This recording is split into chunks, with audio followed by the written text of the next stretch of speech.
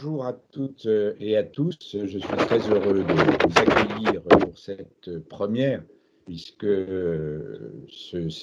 c'est le démarrage d'une web-série dédiée aux objectifs de développement durable.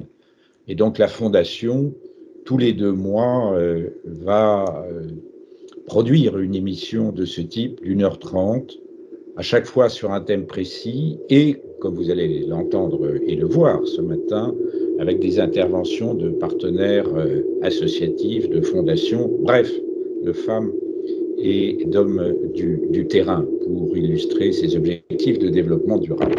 C'est une façon pour moi d'ouvrir avec vous cette nouvelle année, de vous souhaiter à nouveau une excellente année pour vous, les vôtres, dans les circonstances particulières que nous connaissons. Année, j'en suis sûr, ensemble de coopération et d'engagement solidaire. Votre présence nombreuse et nombreux ce matin prouve que ça commence bien. Donc, heureux de vous accueillir et d'accueillir maintenant toute, je dirais, la communauté de la Fondation, bien sûr les administratrices, les administrateurs de la Fondation, mais aussi celles et ceux qui assument le rôle de correspondants, à nouveau sur le terrain, comme je le disais tout à l'heure, les salariés évidemment d'AG2R La Mondiale et tous nos amis partenaires. Et je salue, vous me le permettrez, tout particulièrement de saluer tout de suite Clotilde Bateau de Sol, qui est déléguée générale, Vincent Jeannot, Terre de Liens, directeur des partenariats, et Arnaud Mistpolet, qui est le paysan urbain, cofondateur et co-directeur. Donc, merci à nos intervenantes et intervenants de ce matin d'inaugurer donc cette série. Et je pense que leurs engagements illustrent bien ce que l'on veut faire avec cette série. Alors, bien sûr, tout ceci s'inscrit dans une volonté de la Fondation à la fois d'aider les associations de faire face aux difficultés actuelles. Et vous savez, les dispositions qu'a prises de manière exceptionnelle notre Fondation ces mois derniers pour aider, contribuer à aider les associations à franchir ce cap qui s'allonge et qui est difficile, mais aussi de s'inscrire donc dans la durée aussi. Évidemment, on a le nez un peu collé sur le guidon, pardon, aujourd'hui, mais on n'oublie pas nos objectifs communs pour que tout le monde tienne debout et soit acteur, autonome, animateur, engagé sur les thèmes que je ne rappelle pas là à l'instant parce que vous les connaissez maintenant par cœur. Donc, ce premier numéro, en guise de clin d'œil à l'initiative de l'équipe, puisque le salon d'agriculture n'a pas lieu, a été intitulé « L'agriculture au salon », ce qui ne veut pas dire qu'on est enfermé entre quatre murs, bien au contraire.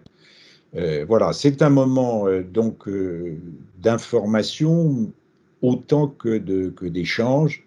Merci encore une fois à toutes et à tous de votre présence et aujourd'hui, mais aussi des liens que nous avons que vous avez su tisser avec nous, que nous avons su tisser avec vous ensemble depuis des années ou des mois suivant les cas, et nous aurons fort à faire ensemble dans les mois qui viennent, et je me réjouis encore une fois qu'on le fasse ensemble. Merci. Delphine. Merci, Président. Bonjour à toutes et à tous. Je vais commencer par des consignes simples. Vous redire que pour des questions de bornes passantes et de nombre, nous vous proposons de ne pas mettre vos caméras, de bien couper vos micros parce qu'on entend le moindre bruit. Ensuite, vous dire comment nous allons procéder. Donc, nous avons 4 invités ce matin, Vincent Jeannot pour Terre de Liens, Clotilde Bateau pour l'association Sol, Arnaud Mistpolet pour le paysan urbain, et en conclusion, nous aurons un grand témoin, Philippe Mayol, délégué général de la Fondation Terre Solidaire. Alors, je vais... Je le salue aussi au passage. Je ne l'ai pas salué tout de suite tout à l'heure parce qu'effectivement, il intervient en dernier, mais j'en profite pour le saluer quand même. Merci, Président. Et donc, si vous en êtes d'accord, je vais vous dire en 3 mots comment nous allons procéder. L'idée est, pour la première édition de notre web-série, le petit journal illustré des ODD, nous commençons par l'agriculture et l'alimentaire durable, qui répondent à des objectifs de développement durable bien précis, nombreux. Et pourquoi avons-nous souhaité démarrer par ce thème? Eh bien parce que pour AG2R La Mondiale, l'alimentaire est très important. Nous sommes le groupe de protection sociale de tous les métiers de l'alimentaire. Ça, c'est vraiment une chose que nous souhaitons et que nous tenons à rappeler, d'autant que la Fondation AG2R La Mondiale, finalement, est née aussi de la volonté de la fondation du pôle alimentaire, ex-fondation ISICA. Et donc, c'était important pour le bureau, les membres du bureau et l'équipe, symboliquement, de commencer par là, pour revenir finalement à nos racines. En outre, c'est un sujet d'actualité. C'est un sujet d'actualité très relié à l'enjeu climatique. Émilie, si tu veux bien, je vais vous dire un mot des objectifs de développement durable qui sont en eux-mêmes une nouveauté. Disons que c'est à partir de 2015 que les dirigeants du monde entier, réunis au sein de l'Organisation des Nations Unies, ont adopté un programme de développement durable pour l'horizon 2030. Et dans ce cadre, ils ont défini, à l'issue de très longues années de concertation, 17 objectifs et 169 sous-objectifs de développement durable pour inviter l'ensemble des pays, l'ensemble des acteurs publics, privés et parmi les acteurs privés, aussi bien le secteur lucratif que le secteur non lucratif, quels que soient les pays, eh bien tout le monde, nous sommes tous invités, individus et organisations, à tout faire pour créer de la prospérité, créer de la richesse, créer de la prospérité, mais en protégeant la planète et les humains sur notre planète. Et l'objectif transversal, c'est de mettre fin à la pauvreté. Le sujet est vraiment d'actualité. Mettre fin à la pauvreté suppose de mettre en place des stratégies qui sont multithématiques pour répondre à toute une série de besoins sociaux, l'éducation, la santé, la protection sociale, l'emploi, bien sûr, et environnementaux pour lutter contre le changement climatique, pour protéger l'environnement. Et quand on parle d'environnement, on parle de tous les éléments de l'environnement. Alors, il y a en France une association qui s'appelle le Global Compact France, présidée par André Renaudin, notre directeur général, qui est chargé de rassembler 1300 entreprises, principalement d'ailleurs des TPE et des PME, mais auxquelles vous trouvez aussi les 120 entreprises du SBF. Et donc, le Global Compact est là pour organiser, animer une réflexion parmi ses membres, pour aider les entreprises à respecter les 10 principes du Pacte mondial des Nations Unies et à organiser des actions, des coalitions très concrètes pour atteindre les objectifs de développement durable.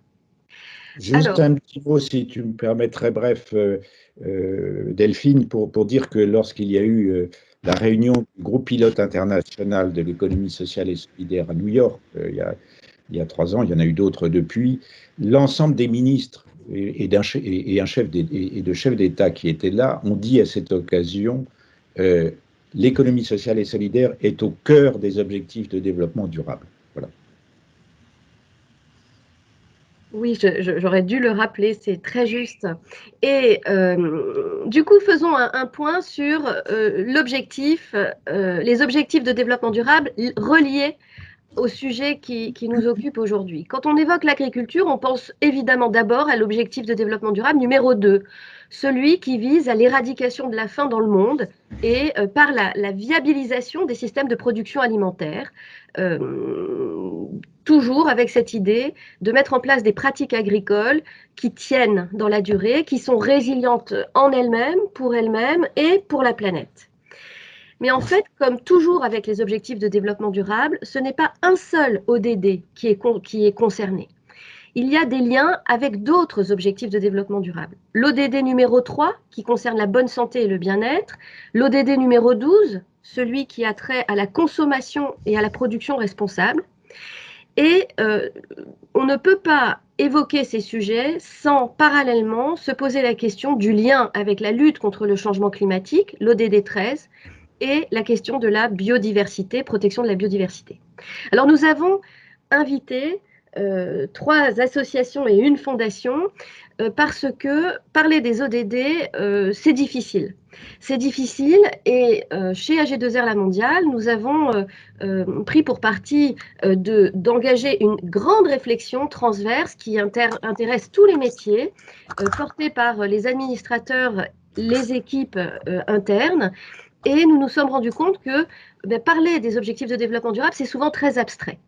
Et donc, la Fondation s'est proposée, au travers des actions qu'elle soutient, d'apporter des éléments de compréhension très opérationnels en donnant la parole à ces acteurs de terrain que sont donc Terre de Liens. Alors, nous avons fait un premier choix et nous aurions pu tout à fait proposer à Cocagne et aux épiceries sociales et solidaires de se joindre à nous, mais nous aurons l'occasion de vous donner la parole au cours de l'année, car ce n'est qu'une première émission. Vincent Jeannot, Terre de Liens, Clotilde Bateau, Sol, Arnaud Mispollet, paysan urbain, dans un premier temps. Je vais vous poser 3 grandes questions. 1, quels sont vos constats? Est-ce qu'on peut se mettre d'accord sur un diagnostic commun? On en est où? La deuxième question que je vous poserai ensuite, c'est comment vous voyez l'avenir? Que devons-nous mettre en œuvre collectivement pour préparer l'avenir et pour aller plus vite sur la marche du progrès? Et la troisième question que je vous poserai, c'est quels sont les nouveaux modèles de l'économie sociale et solidaire peut-être, mais pas seulement, quels sont les nouveaux modèles que nous pouvons imaginer, que vous avez déjà commencé à imaginer pour réaliser et atteindre ces objectifs?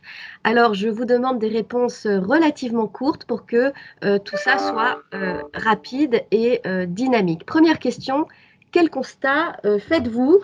Je passe la parole d'abord à Vincent Jeannot de Terre de Liens. Donc bonjour à toutes et tous et merci pour l'invitation de la Fondation AG2R qui nous soutient depuis plusieurs années. Donc merci beaucoup Delphine et Donata avec qui j'ai le plus de contacts de la Fondation. Nos constats, nous, à Terre de Liens, si on a créé Terre de Liens, c'est qu'il y a une disparition des terres agricoles assez catastrophique depuis des dizaines d'années. On perd 160 hectares de surface agricole utile chaque jour. Et le sacrifice des paysans. Entre 2000 et, quand je dis sacrifice des paysans, c'est en référence à un bouquin que vous pouvez trouver sur Internet. Et, parce qu'entre 2000 et 2017, un tiers des exploitations agricoles ont disparu. 30% de baisse de la main-d'œuvre agricole. Et la situation, elle continue de se détériorer. Il n'y a pas d'amélioration, bien au contraire. Ensuite, par rapport aux objectifs de développement durable, j'aurais noté 3 autres objectifs. J'ai regardé, c'est notamment sur l'eau propre et l'assainissement, puisqu'on a une pollution des eaux liée à une agriculture, à un modèle agricole qui pollue les eaux. Nous, on travaille par exemple avec les agences de l'eau, l'agence de l'eau Seine-Normandie, avec lesquelles on a acquis des terres pour diminuer les coûts de dépollution. Donc, on voit bien qu'il y a une question d'eau propre et d'assainissement autour de l'eau aussi qui devient un problème crucial. Et puis, un autre problème, un autre objectif de développement durable, là, le 8 sur le travail décent, qui me paraît important de citer là, parce que nous, on pense que le sacrifice des paysans n'est pas inéluctable. Être paysan, paysanne peut être un futur désirable. Et aujourd'hui, il y a une possibilité de créer des emplois, on y reviendra plus tard, dans ce milieu-là, de manière assez importante. Donc le constat aujourd'hui, il est plutôt négatif, c'est-à-dire une disparition des terres agricoles et le sacrifice des paysans, paysannes. Sans parler d'une agriculture et d'une agro-industrie qui, pour nous, détruit la planète, les hommes, les femmes et les non-humains qui vivent sur cette planète. J'en reste là juste pour le constat. Merci Vincent. Clotilde Bateau, l'association Sol. Clotilde, quel est votre regard sur la situation? Bonjour à toutes et à tous. Merci également pour l'invitation. Je suis ravie d'être avec vous ce matin, particulièrement aussi parce que la Fondation nous soutient depuis de longues années, donc merci. Du coup, est-ce que vous m'entendez bien par ailleurs? Très bien, très bien. Très bien, super. Moi, je voulais insister notamment sur l'ODD numéro 2, la question de la production, puisqu'on dit qu'il faut favoriser la production locale, notamment pour éradiquer la faim dans le monde. Et donc, commencer par dire que si on fait un bilan, peut-être à l'échelle européenne, c'est que globalement, on produit trop ou pas assez. C'est-à-dire trop de viande, d'œufs et de produits laitiers, qui sont par ailleurs des productions très impactantes pour le climat et les limites planétaires. Pour vous donner juste un exemple, à l'échelle européenne, on produit 16% de porc par rapport à ce qui est consommé en Europe, alors qu'à l'inverse, et particulièrement en France, on est déficitaire sur la production des fruits et des légumes. Le deuxième constat aussi que je ferai vis-à-vis de cet ODD, c'est que l'agriculture aujourd'hui, elle n'a pas forcément vocation à nourrir les gens. C'est pas forcément la priorité des modèles. Je citerai 3 exemples, notamment l'exemple du soja, qui sert principalement à nourrir les animaux, sachant que ce soja, aujourd'hui, il est à 96% importé, et on sait que ces importations provoquent des dégâts environnementaux massifs. On peut aussi parler des céréales.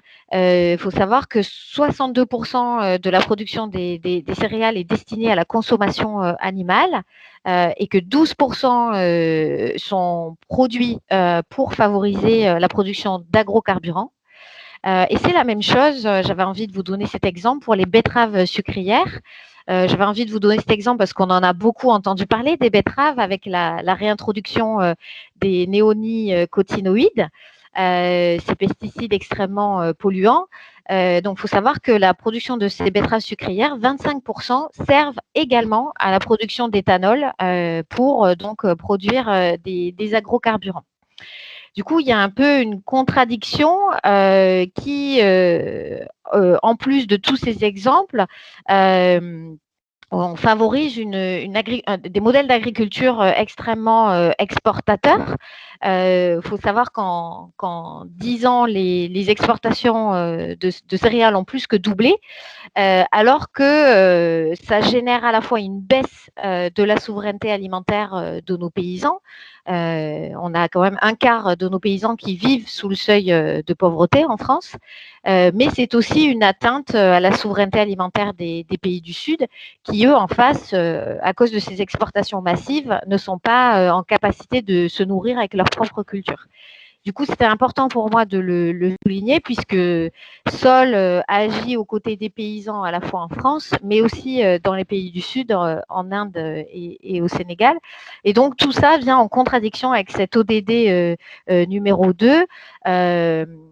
Le tout favorisé par les politiques publiques, puisque aujourd'hui, la politique agricole commune, qui est la politique la plus impactante en termes de politique de transition, ne prend pas du tout en compte comment, dans la redistribution de son aide, à quoi servent les productions, si elles servent à nourrir ou à faire autre chose. Et je terminerai par dire que, en plus de ça, cette politique agricole commune favorise la disparition de nos paysans, comme le soulignait Vincent, puisqu'elle favorise l'agrandissement de nos fermes. Et Vincent, je sais, il donne souvent ce chiffre-là. Il faut savoir qu'il y a 80% de ces aides de la politique agricole commune qui vont seulement à 20% des agriculteurs. Donc, ça dit quelque chose du modèle. Et du coup, voilà, et je m'arrête. Merci Clotilde. Arnaud, une dernière parole sur le constat pour passer plus vite maintenant à vos propositions et à vos propositions de modification des modèles. Arnaud? Bonjour à tous. Merci également pour l'invitation et pour le soutien de la Fondation. Je vais faire vite. Nous, on partage entièrement donc, le constat qui a été fait par Clotilde et Vincent. Notre constat, c'est également de dire qu'il y a aujourd'hui un gouffre entre les urbains et les ruraux, deux mondes qui, effectivement, ne se connaissent plus et ne se comprennent plus. Donc ça, c'est un des points qu'on essaye de lutter là-dessus, de faire le lien entre les deux.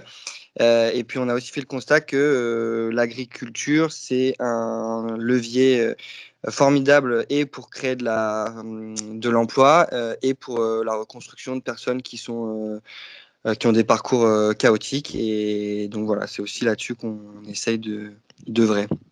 Alors, je garde Arnaud et commençons maintenant par réfléchir à l'avenir. Comment on fait pour transformer les choses et préparer l'avenir, d'abord sans tout casser, et aussi en proposant des choses plus durables. Arnaud.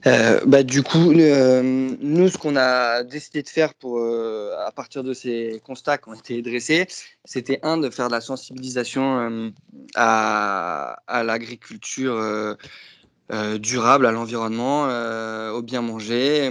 Donc, on essaye de transmettre tout ce qui a été dit, mais pas forcément sur le côté. On essaye de transmettre ces choses-là à travers des ateliers, de remettre la main dans la terre aux urbains, les reconnecter aux vivants et à la terre. Donc, on va intervenir dans des collèges, des lycées, des entreprises. Et ça va être de faire de l'insertion grâce à cette agriculture.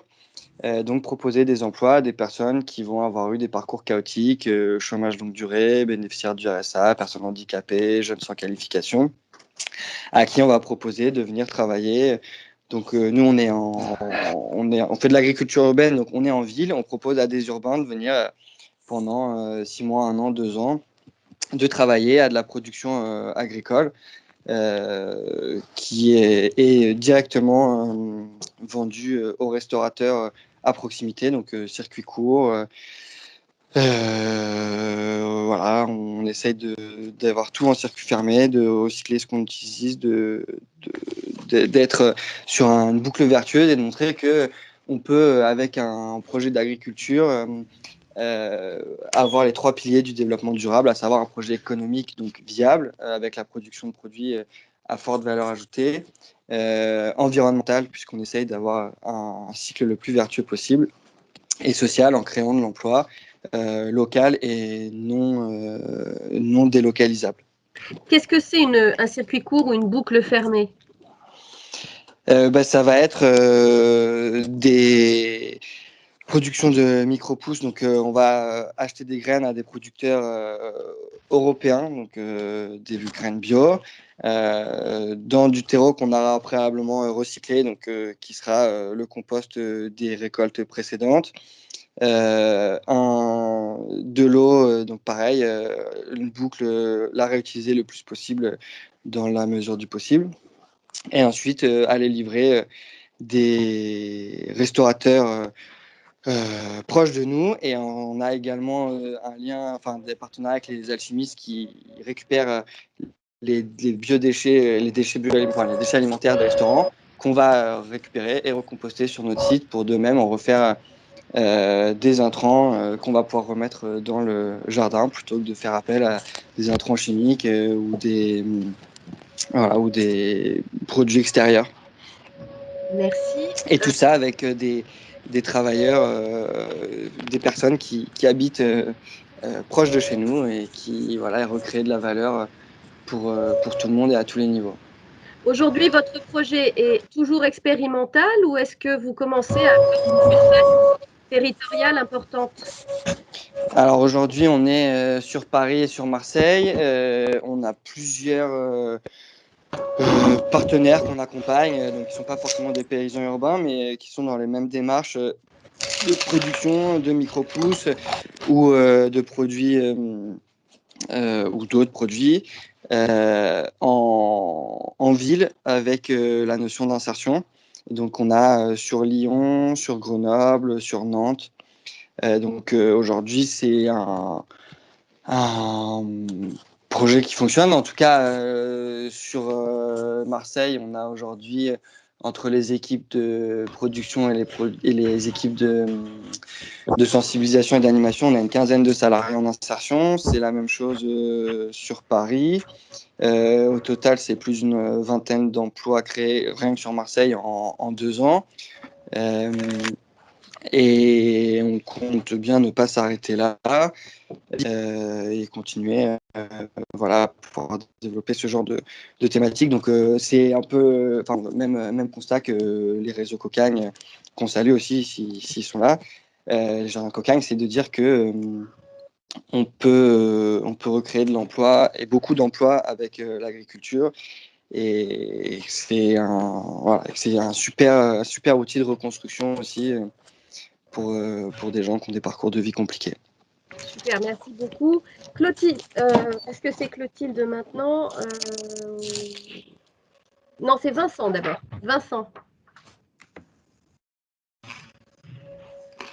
Ah non, excusez-moi, c'est Clotilde. La terre de liens.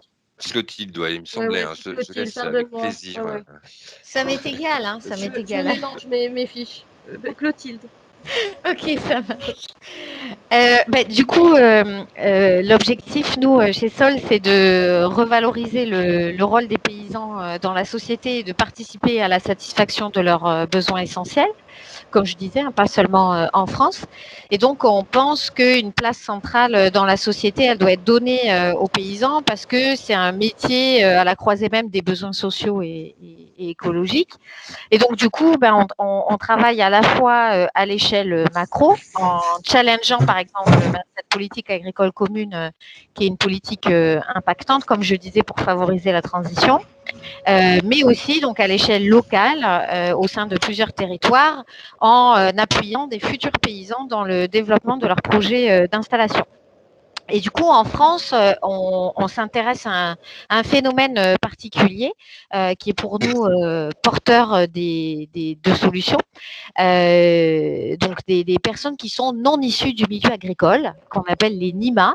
On est face à un vrai besoin donc de renouvellement générationnel, comme on le disait, et ces personnes-là, on a de plus en plus qui se présentent. En France, c'est à peu près 14 000 installations par an, dont un tiers à minima sont des personnes non issues du milieu agricole, et ça peut monter parfois jusqu'à 70%, hein, selon les zones. Et ce qui est intéressant, pourquoi pour nous ils sont porteurs de solutions, c'est parce qu'ils sont souvent plus enclins, comme l'a dit Arnaud, à faire du lien entre l'urbain et le rural, entre les producteurs et les consommateurs, et donc de générer un lien très fort avec les citoyens. Et c'est ce mouvement citoyen pour nous qu'il est essentiel de développer pour arriver à faire des changements profonds. Donc, j'en parlerai après dans la troisième partie, nous, de ce qu'on fait et de quel modèle on met en œuvre pour développer tout ça. Mais voilà, c'est vrai qu'on met particulièrement l'accent, nous, sur ce public non issu du milieu agricole qui, pour nous, va être en capacité de renouveler l'agriculture. Alors, attends, j'ai une question. Ce public non issu du milieu agricole, il tient dans la durée? Vous avez un peu de profondeur de champ? Oui.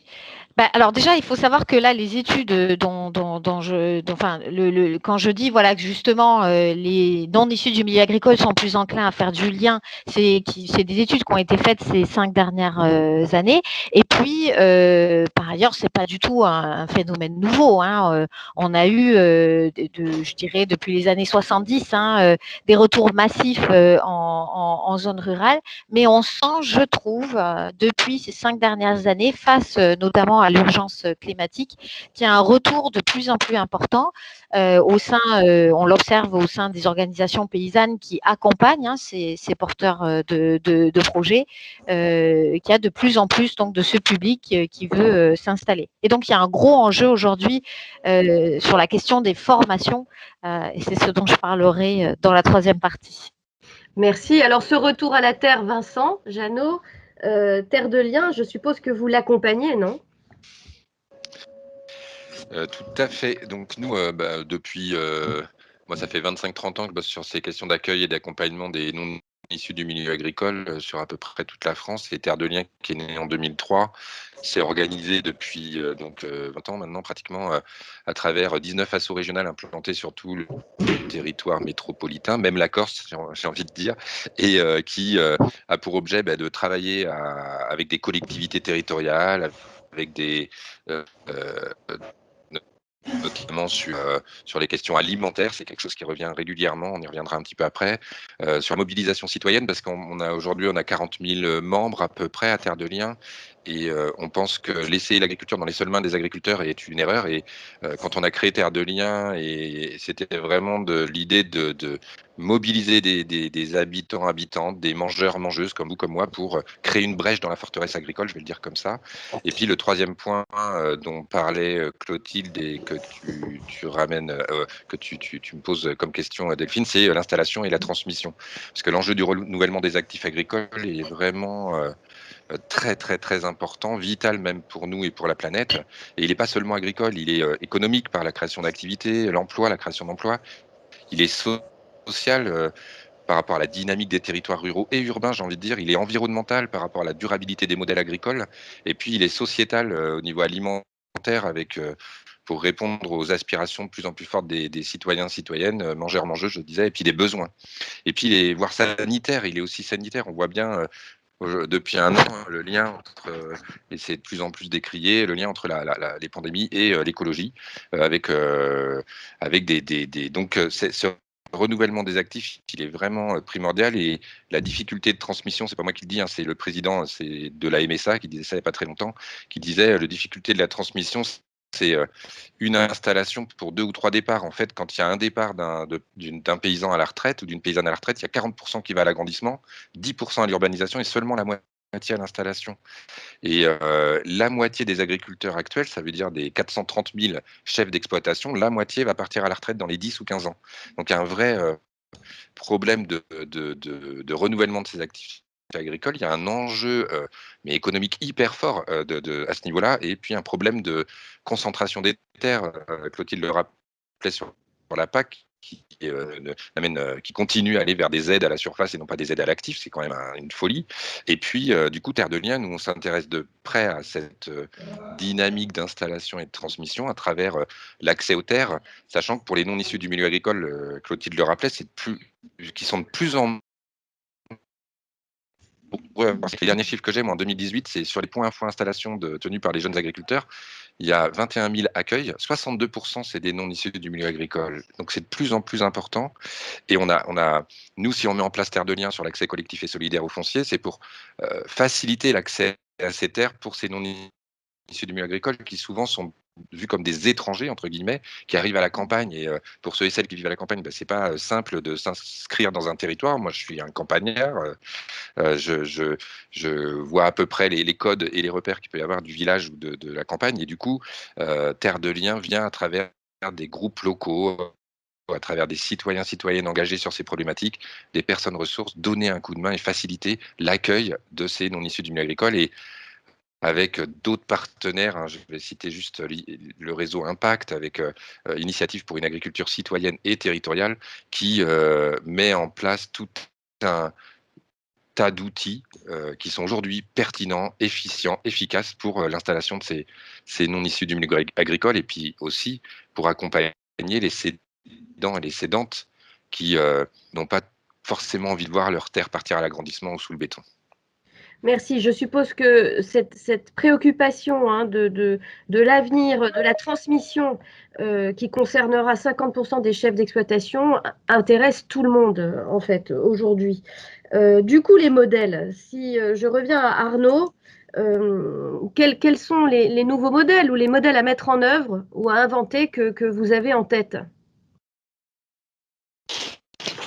Ben, pour revenir à ce qui a été dit précédemment, c'est effectivement de se dire que l'agriculture, ça offre la possibilité de créer des modèles qui sont fortement créateurs d'emplois.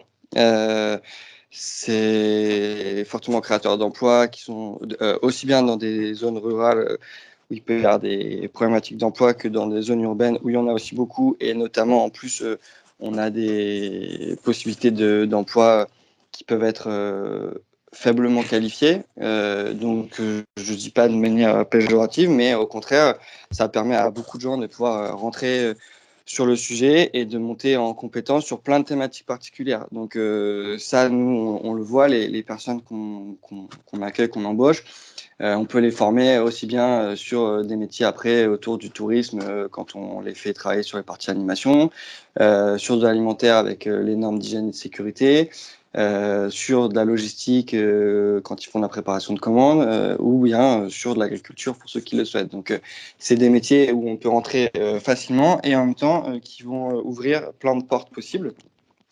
Et puis, c'est des métiers qui sont porteurs de sens. Aujourd'hui, comme Vincent et Clotilde le disaient, il y a cette notion de sens, d'envie de sens, et pour le coup, voilà, produire des aliments de qualité pour les mangeurs-mangeuses, comme disait Vincent, j'aimais bien son expression, c'est quand même très très valorisant et c'est plus intéressant que d'autres activités. Donc voilà, nous c'est ça l'objectif, de pouvoir créer de l'emploi, créer des vocations, et puis avec la sensibilisation, renouer juste un peu, redonner un peu, voilà, juste le fait de savoir ce que c'est une carotte, d'où ça vient les légumes, comment c'est produit aux enfants auprès desquels on fait nos interventions, nous là même auprès de nos salariés, pour certains qui n'avaient jamais mangé de fraises en les cueillant directement. Il y en a qui n'avaient jamais mangé de tomates en l'accueillant directement. Donc, bon, on est quand même, il y a quand même une sensibilisation et un lien à recréer qui est quand même urgent et important, parce qu'effectivement, plus les gens seront sensibilisés à ces questions, plus les gens comprendront les enjeux qu'il y a derrière, et plus on a de chances de faire évoluer les choses et de revenir vers un mieux manger il y a une prise de conscience des enjeux écologiques en plus. Merci. Clotilde, les modèles. Quel modèle? Alors, du coup, on l'a dit tous les trois, hein, mais ça nous semble effectivement majeur de générer du lien entre agriculteurs et consommateurs. Donc, je dirais que la première chose, c'est effectivement pour générer ce lien-là, c'est de développer tout un tas d'outils, de sensibilisation, de moments de rencontre. Voilà, donc je voulais quand même vous partager ce matin, et je mets ma vidéo une seconde. Je ne sais pas si ça va marcher, voilà, pour vous montrer une bande dessinée qu'on a créée, voilà, qui parle pas seulement de la France, mais la première partie se déroule en France, qui montre justement le parcours d'installation d'un couple non issu du milieu agricole. Donc ça, voilà, ça c'est pour moi des outils qu'il faut développer de plus en plus, de donner l'accès à des gens qui ne connaissent pas ces thématiques via voilà, notamment une bande dessinée. Ça nous a semblé être intéressant pour toucher les plus jeunes. Et puis, on peut la trouver en librairie, la bande dessinée? Oui, alors, pardon, du coup, c'est vrai que je ne l'ai pas précisé. Donc, elle est disponible en version électronique sur notre site internet, et vous pouvez la commander gratuitement sur notre site internet. Voilà, pour l'instant, on a 2000 exemplaires en libre accès dans un objectif vraiment de diffusion la plus massive possible. Donc, voilà, vous pouvez aller voir notre site internet pour la commander. où je pourrais en discuter avec Donata et Delphine pour vous en envoyer quelques exemplaires. Merci. Donc, la sensibilisation de tous. Voilà, c'est ça. Voilà. Et du coup, donc on l'a dit plusieurs fois, hein, tous les trois, il y a ce départ massif à la retraite de nos paysans. Donc, on a un gros enjeu de formation. Et donc, nous, chez Sol, notre objectif, ça a été vraiment justement de travailler avec d'autres. Hein, je vais en parler plus dans le détail. Donc sur un nouveau parcours de compagnons paysans qui est particulièrement soutenu par la Fondation. Donc c'est un parcours qu'on développe depuis 2015 qui permet de faire des formations de terrain aux côtés de paysans. Donc dans cette idée de transmission des savoir-faire du métier par des paysans qui ont à cœur de transmettre leur expérience. Parce qu'on on croit beaucoup à la transmission par le terrain au contact des pairs. Et donc, ce parcours, on l'a développé d'abord en région centre, puis en ce moment en région Occitanie. Et donc, on a formé 89 futurs paysans et on continue. Hein. Et donc, en région centre, ce parcours, il a permis de former 42 d'entre eux qui, à fin 2020, 20 sont déjà installés et 10 sont encore en cours d'installation. C'est important pour moi de vous dire ça parce que ça montre aussi que ça met du temps pour s'installer, en moyenne entre 3 et 5 ans. Nous, de ce qu'on peut constater des personnes qui sont non issues du milieu agricole, oui, parce que je ne l'ai pas précisé, hein, mais nos 89 futurs paysans sont tous non issus du milieu agricole. Et donc, on continue de le tester en région Occitanie à l'heure actuelle. Et notre objectif ensuite, c'est de le déployer partout où il peut, donc aux côtés des organisations paysannes, hein, et notamment de Terre de Liens. Pourquoi partout? Parce que ce qu'on peut constater, c'est qu'il y a un vrai phénomène au-delà de cette envie des non issus du milieu agricole de s'installer. Ils veulent tous devenir maraîchers. Et donc, l'objectif de ce compagnonnage paysan, c'est de montrer la diversité des différents modèles, la diversité des modèles économiques, la diversité des modèles agricoles et sortir justement de cette surspécialisation sur les territoires et donc de montrer l'importance de se tester avant de s'installer.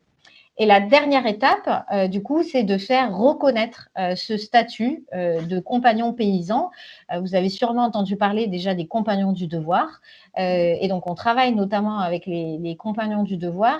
On commence à peine pour arriver à faire reconnaître ce statut. Et du coup, je finirai peut-être par dire que sur le terrain, les organisations paysannes, et Vincent pourra en parler encore mieux que moi, elles sont confrontées à peu de moyens et du coup, ça nous force à innover, à s'associer. Et c'est comme ça qu'on a développé, qu'on a fait naître un autre projet qui s'appelle Passerelle Paysanne, qu'on développe notamment avec Terre de Liens. Donc le réseau Reneta, qui est le réseau des espaces tests, le réseau CIVAM, la FADEAR et le réseau des CREFAD. Et donc ce projet, il a un objectif commun, c'est de rendre le plus accessible possible et le plus visible possible la diversité des formations qui existent et la diversité des parcours qui existent et de montrer que le plus important dans une installation, comme je disais, c'est de se tester sur des temps longs, des temps courts, des temps théoriques, sur le terrain.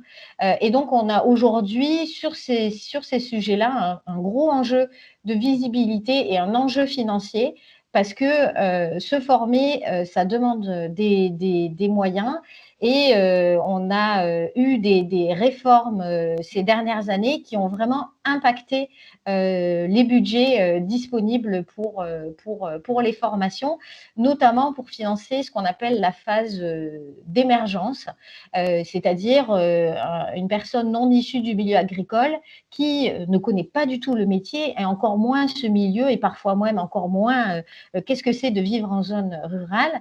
Et donc cette phase d'émergence, elle est aussi hyper importante à valoriser. Et malheureusement, aujourd'hui, on a très, très peu de moyens pour financer ces phases-là. Merci beaucoup. Alors, c'est très frustrant parce que nous aurions beaucoup de choses à approfondir avec vous. Je tiens à préciser que dans l'esprit de la Fondation, ce n'est pas parce que nous soutenons de nouveaux modèles ou que nous réfléchissons, que nous soutenons, nous accompagnons l'émergence de nouveaux modèles que nous tournons le dos au modèle conventionnel et traditionnel. Et nous sommes bien placés pour savoir chez AG2R La Mondiale que, y compris du côté de l'agriculture conventionnelle, les choses bougent, elles bougent vite et depuis en fait plusieurs années. Et donc, je ne vais pas vous redonner la parole sur ce sujet, mais vous êtes amenés à travailler par le biais des SAFER, par le biais des partenariats auxquels tu viens de faire référence, avec l'ensemble des acteurs. Nous ne sommes pas dans des logiques de confrontation frontale. L'idée, c'est vraiment tous les ruisseaux font des grandes rivières, mais il faut du temps pour que les ruisseaux grossissent. Et tu conclus sur la notion de diversité. Chez AG2R La Mondiale et pour la Fondation en particulier, nous sommes là pour aider les plus petits, les modèles un peu divers, qui relèvent de l'intérêt général, qui sortent du marché, pour les aider à exister et à montrer que cette diversité, elle est possible. Voilà, je tenais à insister sur ce point avant de donner la parole pour le mot de la fin à Philippe Mayol, le délégué général de la Fondation Terre Solidaire. Comment vous voyez tout ça, Philippe, ces modèles qui se veulent être fortement créateurs d'emplois, qui veulent générer du lien entre l'agriculture, les agriculteurs, les paysans, les consommateurs, et puis là, nous venons de le dire, qui visent à une agriculture fondée finalement sur les actifs, plus que sur l'accumulation de surface et dans une logique de recherche de diversité. Philippe, peut-être vous pouvez nous donner un mot de la Fondation Terre Solidaire avant de nous présenter une espèce de synthèse ou une ouverture. Bonjour à tous et à toutes. Puis merci à la Fondation AG2R La Mondiale pour cette invitation, parce que on se croise régulièrement au travers des partenariats qu'on peut avoir en commun ou des rencontres entre fondations. Oui, donc la Fondation Terre Solidaire est une jeune fondation, parce qu'elle a été créée en 2016 par une association qui s'appelle le CCFD Terre Solidaire, qui est une association de solidarité internationale que vous connaissez peut-être, et qui l'association a souhaité créer la fondation à la fois pour élargir sa mission sociale vers les enjeux liés à la transition écologique juste et solidaire, et à la fois pour pouvoir développer aussi des partenariats en France pour soutenir le secteur associatif en France qui est engagé dans une logique de transition écologique. Pour répondre à cette lourde responsabilité de grand témoin qui m'a été donnée, c'est vrai que je pense que ce qui est important, c'est justement d'éviter les dualités et les oppositions. Ça veut dire qu'on est vraiment, et j'insiste sur ce mot de transition, on parle de transition écologique, le but n'est pas forcément de définir précisément là où on doit aller, mais c'est de comment on construit différents chemins de transition qui peuvent aller du modèle de développement dans lequel nous sommes actuellement, qui a montré ses limites, parce que les crises climatiques, les crises économiques, les crises écologiques, maintenant on voit la crise sanitaire, le scandale de la faim, etc. Tout est articulé, tout est lié. On est c'est le fruit d'un excès, d'un modèle de développement qui a fait ses preuves il y a peut-être après-guerre et qui maintenant atteint ses limites. Et c'est tout l'objectif aussi des ODD, parce que les ODD, rappelez-vous, ça a été la fusion des objectifs millénaires du développement qui visait à réduire la faim, la pauvreté dans le monde et principalement dans les pays du Sud, avec les objectifs qui ont été définis au moment de la COP21 par rapport pour l'agenda climatique et environnemental.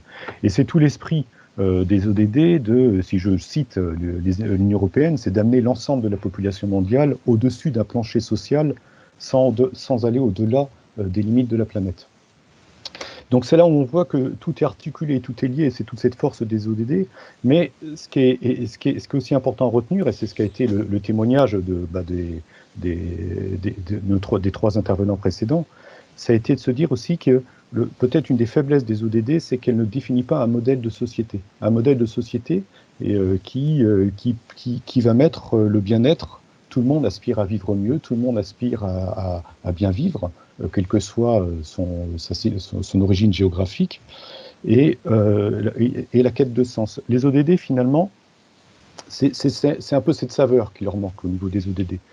Mais c'est à la fois un formidable outil pour donner un cap chiffré qui va être propre à l'action pour d'ici 2030, un agenda universel, un langage commun et un cadre holistique pour avancer.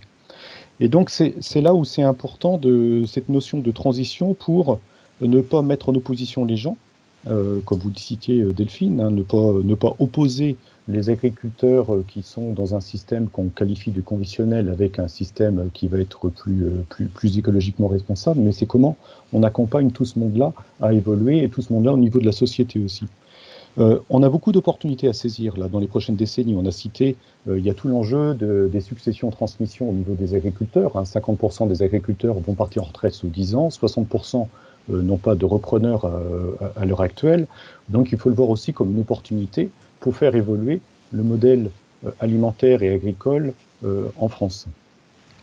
Mais pour ça, ça veut dire aussi de préparer tout ce qui va être de pas simplement considérer l'agriculture comme étant un métier isolé de la société, mais considérer aussi l'agriculture dans la ruralité, dans la société rurale, et aussi dans le lien avec les populations urbaines. Et c'est là où c'est tout l'enjeu qui ont été rappelés par exemple par Arnaud et par Clotilde, pour à la fois de refaire du lien entre la ville et la campagne autour de l'agriculture, mais aussi pour redonner du sens et aussi redonner de l'attractivité à ce métier agricole. Et c'est là où les espaces tests agricoles, comme mentionnait Clotilde, sont très importants, mais c'est aussi important, et c'est très peu existant dans nos sociétés actuellement, c'est comment on permet à la jeune génération aussi de redécouvrir ce que c'est que l'agriculture. Enfin, on pourrait imaginer des stages de découverte d'exploitation agricole pour mieux se rendre compte des contraintes des agriculteurs à l'heure actuelle pour ne pas les stigmatiser. On a aussi tout un enjeu parce que quand on dit les différents scénarios, je vous invite à lire par exemple une recherche qui a été faite par un cabinet de recherche qui s'appelle l'IDRI, par un cabinet d'études qui s'appelle l'IDRI, qui a fait tout un scénario qui est une compilation d'études scientifiques au niveau de l'échelle européenne, qui est un scénario qui s'appelle TIFA, 10 Years for Agroecology, qui montre qu'il est entièrement possible de nourrir l'entièreté de la population européenne à l'horizon 2050 par l'agroécologie. Et quand vous étudiez ce type de scénario, c'est intéressant parce que bien sûr, il dit qu'il faut diminuer les protéines animales dans notre consommation, mais ce qui veut dire, si on arrive à ce scénario, c'est qu'est-ce qu'on fait de tous les emplois qui sont liés aux protéines animales, à l'élevage et à l'industrie agroalimentaire. Et donc c'est là où tous les enjeux de transition sont importants pour anticiper, pour préparer aussi l'avenir, de petit à petit amener la société vers un modèle plus écologiquement responsable, d'amener petit à petit la société vers un modèle d'une agriculture et d'une alimentation plus durable, mais aussi en préparant les métiers d'avenir et en aidant aussi les personnes qui sont dans des entreprises qui vont être amenées à revoir leur modèle économique, à pouvoir se réadapter. Donc, c'est pour ça que je pense que tous ces exemples qui ont été mentionnés sont très riches, parce que derrière ce modèle de développement, c'est un projet de société, et derrière on sent une citoyenneté, et c'est pour ça que l'articulation aussi avec les mobilisations citoyennes, avec l'éducation populaire, avec les actions de sensibilisation sont importantes pour ne pas déconnecter des modèles agricoles et des modèles alimentaires avec les problématiques sociétales, parce que vous le voyez tous, on voit bien qu'on arrive aussi à une rupture générationnelle avec toutes les personnes, tous les jeunes de la génération de moins de 30 ans actuellement qui posent les questions du sens, que ce soit au sein de l'entreprise, dans leur vie, avec de plus en plus d'acuité. Hein. Je vous fais référence, par exemple, aux mobilisations des marches pour le climat, enfin, toutes les mobilisations de Extinction Rebellion, tous les changements de comportement alimentaire de la jeune génération. Donc, on voit bien que cette question de l'agriculture, de l'alimentation durable ne peut pas être déconnectée d'un projet de société, et ce projet de société doit se construire dans la pluralité, de façon collective, en se basant aussi en s'appuyant sur des processus citoyens, d'où l'importance de soutenir, ce que fait la Fondation AG2R mondiale, de soutenir des associations qui sont l'émanation de cette citoyenneté des territoires. Vraiment, merci beaucoup. Nous sommes pile dans les temps.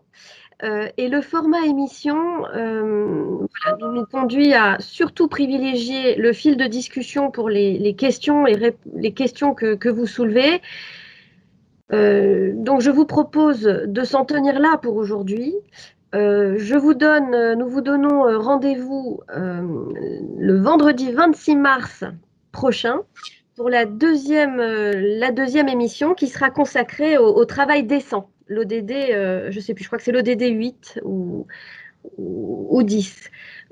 Très franchement, je n'arrive jamais à retenir les numéros de ces ODD. C'est dire combien il n'est pas évident d'avoir une vision concrète avec ces 17 ODD, mais j'espère que ce que nous ont dit nos intervenants vous ont apporté plus de matière, une matière à laquelle vous n'avez pas toujours accès. Et je voudrais, au nom de la Fondation et du président qui a dû se déconnecter là à l'instant, remercier très chaleureusement nos 4 intervenants et Philippe Mayol pour sa conclusion, parce que je n'ai pas à revenir sur le contenu de ce que vous venez de dire. Vous remercier infiniment au nom de tous les participants et de la Fondation en général. Nous vous donnons rendez-vous le vendredi 26 mars à 9h pour un format équivalent. Merci beaucoup, à très très bientôt, bonne journée et bon courage.